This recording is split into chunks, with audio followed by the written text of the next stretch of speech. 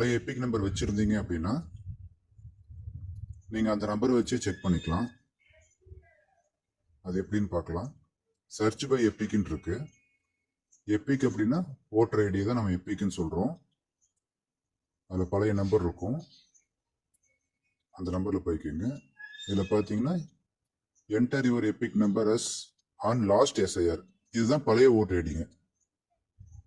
இப்போ பழைய அட்டையில் இருக்கிற மாதிரி அதில் டிஎன் நம்பர்னு இருக்கும். அந்த நம்பர் அடிச்சுக்கோங்க. அப்படி இல்லைன்னா ஒரு சிலருக்கு ஜேபிபி ஒரு ஸ்டேட்டுக்கு தகுந்த மாதிரி உங்களுக்கு அது மாறும். ஒவ்வொரு தொகுதிக்கும் நம்பர் மாறும். இப்போ என்கிட்ட இருக்கிற மாதிரி அடிக்கிறேன்.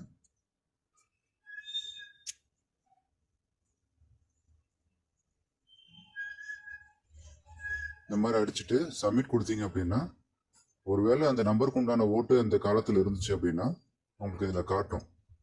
ஒருவேளை இல்லை அப்படின்னா அடுத்தது நீங்கள் என்ன பண்ணணும்ப்பா, மேலே பார்த்தீங்கன்னா சர்ச் பை நேம்னு இருக்கும். அதில் போய்க்குங்க. அதில் போயிட்டு நீங்கள் என்ன மாவட்டங்கிறத சூஸ் பண்ணிக்கோங்க. சூஸ் பண்ணிட்டு பக்கத்தில் என்ன தொகுதின்னு கேட்பாங்க. அது பார்த்தீங்கன்னா இப்போ கோயம்புத்தூர் டிஸ்ட்ரிக்ட்ல இத்தனை தொகுதி இருக்கு. அதில் நீங்கள் எந்த தொகுதியில் 2002 2005 ஓட்டு போட்டீங்கிறது அந்த பழைய அட்டையில் பின்னாடி இருக்கும். அது என்னன்னு பார்த்து நீங்கள் சூஸ் பண்ணிக்கோங்க. இப்போ கோயம்புத்தூர் வெஸ்ட் நான் சூஸ் பண்ணியிருக்கேன். அதுக்கப்புறம் பார்த்தீங்கன்னா அதுக்கு கீழே name of the polling station, அதாவது நீங்கள் எந்த ஸ்கூலில் ஓட்டு போட்டீங்கிறத சூஸ் பண்ணணும். அது நமக்கு வேண்டாம். அதுக்கு பக்கத்தில் உங்களுடைய நேம் அந்த அட்டையில் இருக்கும் இல்லைங்களா. அதில் உதாரணத்துக்கு இப்போ ரமேஷ்குமார் அப்படின்னா நீங்கள் தமிழில் தான் அடிக்கணும். அதில் ரமே அப்படின்னு மட்டும் அடிச்சுக்கோங்க. ஃபுல் நேம் அடிக்கக்கூடாது.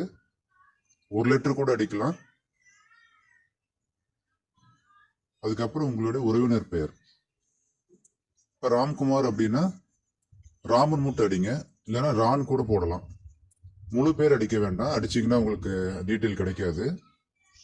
அதுக்கப்புறம் அதில் ஆனா பெண்ணாங்கிறத நீங்கள் சூஸ் பண்ணிக்கோங்க.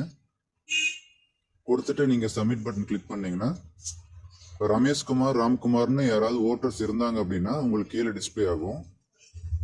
இப்போ பார்த்தீங்கன்னா அந்த நேமில் யாருக்கும் அந்த இதில் ஓட்டு இல்லை. ஒருவேளை